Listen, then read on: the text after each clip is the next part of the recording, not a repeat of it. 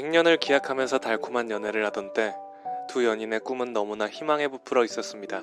남자는 결혼을 위해 아파트를 준비하였고 여자는 새 아파트에 맞는 세간도 알아놓았습니다. 그렇게 희망이 부풀어 결혼 준비를 하던 때 여자 아버지가 사업에 실패하여 회사의 문을 닫았습니다.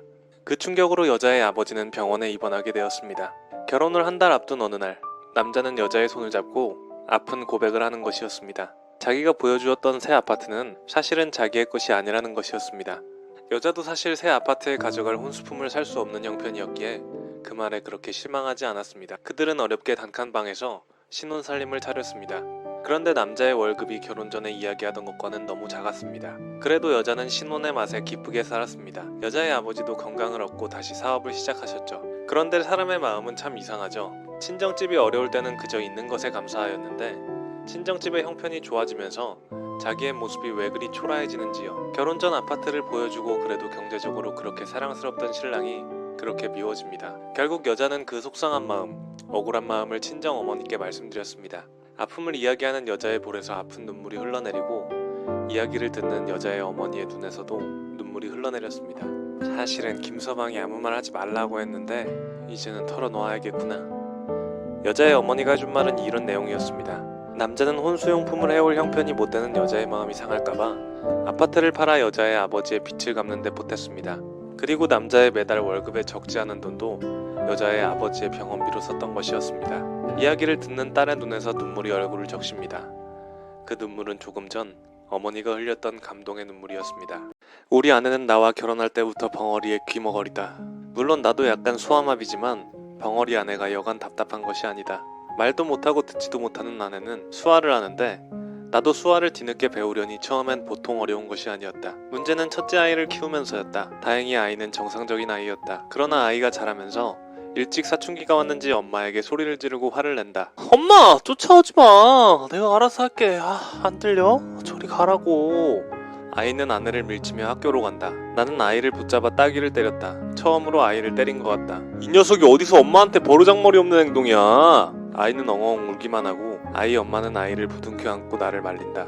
그 후로 아내는 어디가 많이 아팠는지 혼자 병원을 다닌다. 내가 쫓아가려 해도 절대 오지 못하게 한다.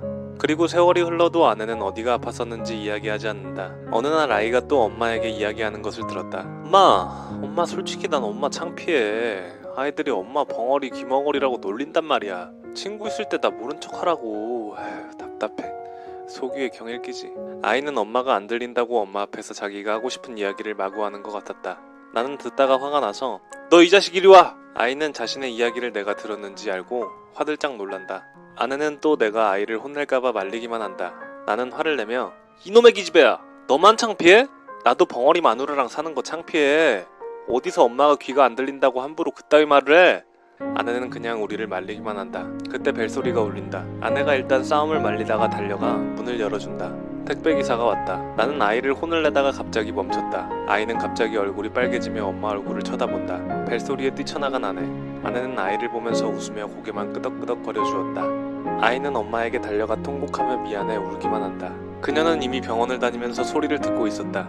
그녀는 미안해서 눈물을 흘리는 아이에게 수화로 말을 한다. 엄마는 네가 부끄럽다고 말할 때도 그 부끄럽다고 하는 소리조차 사랑스러웠어.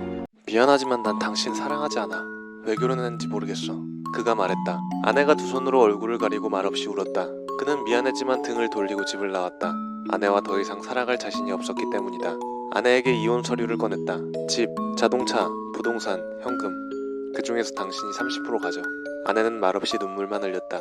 이튿날 집에 돌아와 보니 탁자에 아내가 써놓은 편지가 있었다. 눈물이 얼룩져 있어서 혹시 마음이 흔들릴까봐 읽지 않으려 하다가 자기도 모르게 읽어내려갔다.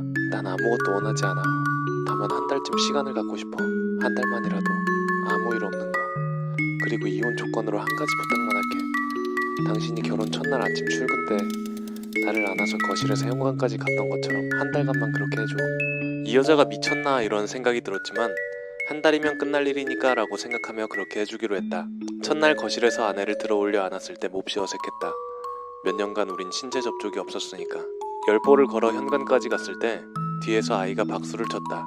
멋있다면서. 그는 아이에게 웃음을 지어 보이며 아내를 내려놓고 출근했다.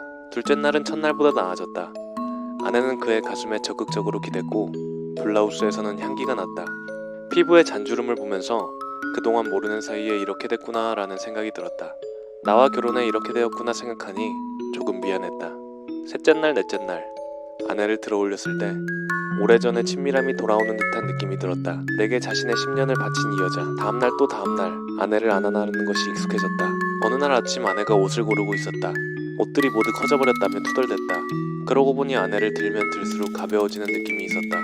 이혼 걱정에 야위어가고 있는 중일까? 또 다른 아침 아들이 들어오더니 엄마 안고 나갈 시간이에요 라며 미소를 짓는다. 녀석에게 이 일이 이제 일상으로 자리 잡은 것이다. 아내는 아이를 꼭 껴안는다. 마음이 흔들리고 있다. 드디어 마지막 날이 왔다. 그는 아내와 헤어질 수 없다는 걸 알았다. 이혼을 취소하기로 했다.